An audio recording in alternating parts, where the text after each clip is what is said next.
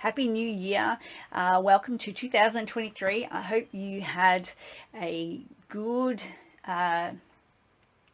time celebrating Christmas recently and welcoming in the new year. Whether you took some time off, hopefully you got to take some time off or spend some time with family or friends or people that are important to you, and do some fun things, maybe some fun celebrating, some get-togethers. That would, hopefully that's something you were able to do. I definitely did. I had a good time. I spent some time going for some walks and hikes and getting out in nature and celebrating. I did that.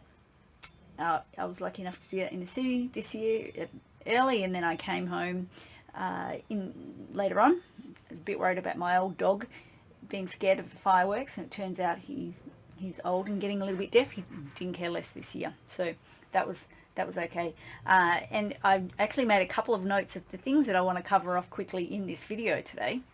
And one of them was about setting intentions for this new year that we're going into.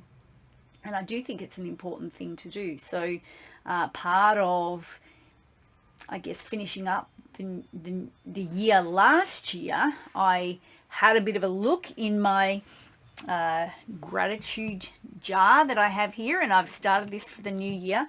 But I took out all of the things that I was grateful for, that I wanted to, I guess, celebrate from last year.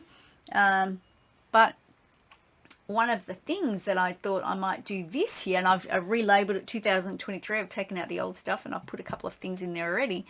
One of the things that I thought I might also do for this year is have some time, think about the intentions that I would like for this year. And that's something that I have done and started to do, and it doesn't have to be set in concrete, it doesn't have to be solid, but I'm going to write them down, just some notes, and put that in here as well, so that when I have a look at that at the end of the year, I want to be able to tick some of them off. And it definitely doesn't have to be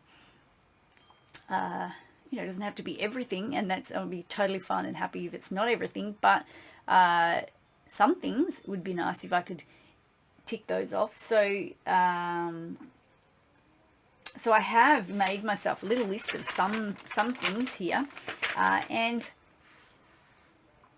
I think it's a good thing to be able to do and make sure that they're reasonable things, they're achievable things, they're things that you would feel good if you had achieved them by the end of the year.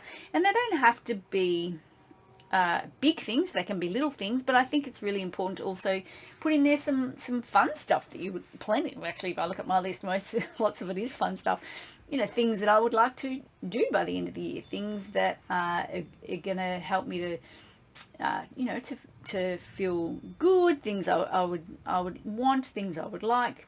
So just a range of different things there. So otherwise, one of the things that it reminds me of, this kind of thing, is something someone said to me once I think it was in a training that I was at, and it was about, the fact that when you get into a taxi or an Uber these days, you don't get into that taxi or an Uber and say, take me somewhere. You say, can you take me to this place? And in the old days, you would have probably given them a little bit of direction. Probably don't care so much these days with Uber, because you're not paying any extra if they take you some big long way, whereas in the past, sometimes they would take you some big long-winded way and you would be paying double the rate for that, because they didn't matter to them which direction you went, really, and in fact they benefited from you getting off track and out of direction, because they got paid more at the end of the fare.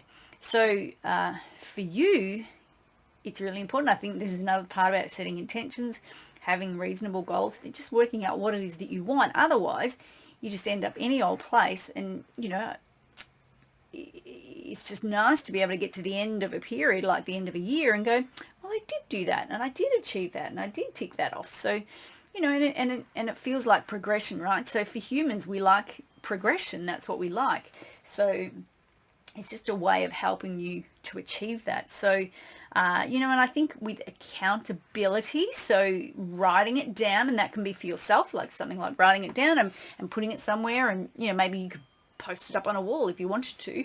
But some of the things that I know that I've written down, I've got things in place, so I will hopefully achieve them.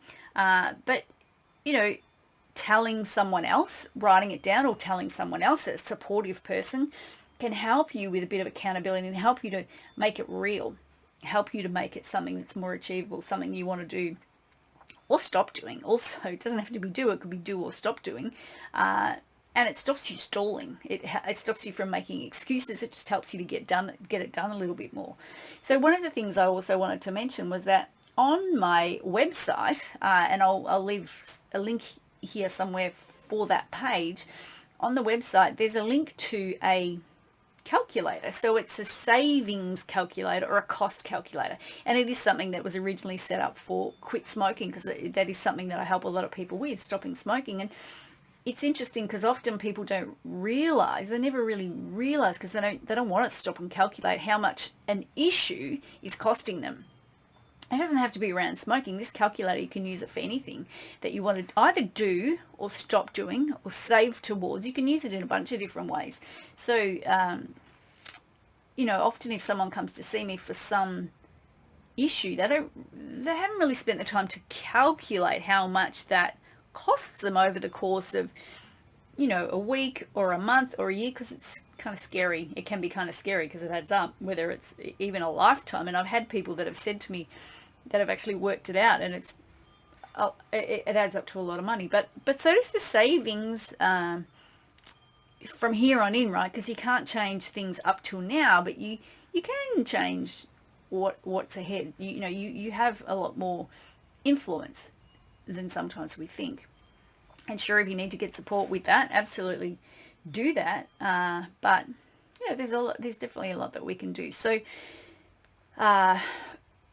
I guess the other thing is that I wanted to quickly touch on is, you know, something like setting yourself up, something to remind you of the good things along the way. So the things that you are ticking off, you are either achieving or even working towards, right? It doesn't have to be ticking it off, because sometimes it takes time to get something right and to make that change that you want to make. But as you achieve things, or just as good things happen during the year, I think it's important to appreciate that. And sometimes we forget, we get down the track and we forget. I know when I opened this up last year, at the end of the year, there was a bunch of stuff in there that I'd written that I had forgotten about. So it was lovely to look at it. It was lovely to have a nice little celebration and look at some of those things. And I think it's, you know, it's something I definitely encourage you to do.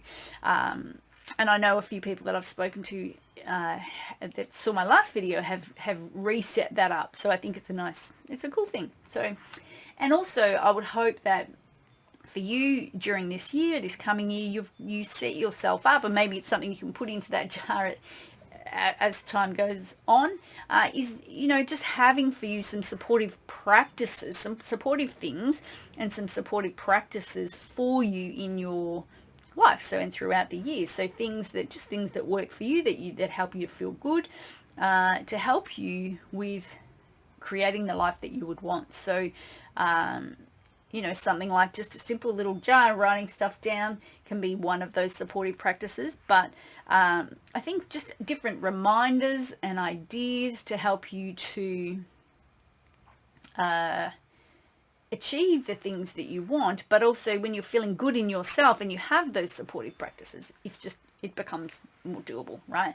So, and of course, if you need more support, if you want some support, to help you to achieve any of that, you know how to reach me. So my details will be here somewhere, but I'm sure you know that already. Yeah, definitely do that. Reach out to me or to someone else, to someone in your circle, whether it's friends, families, a professional. Make sure that if you want some support, just reach out and get that. Okay. So I'm going to finish up with this video for now, and I think that's everything that I wanted to cover for today.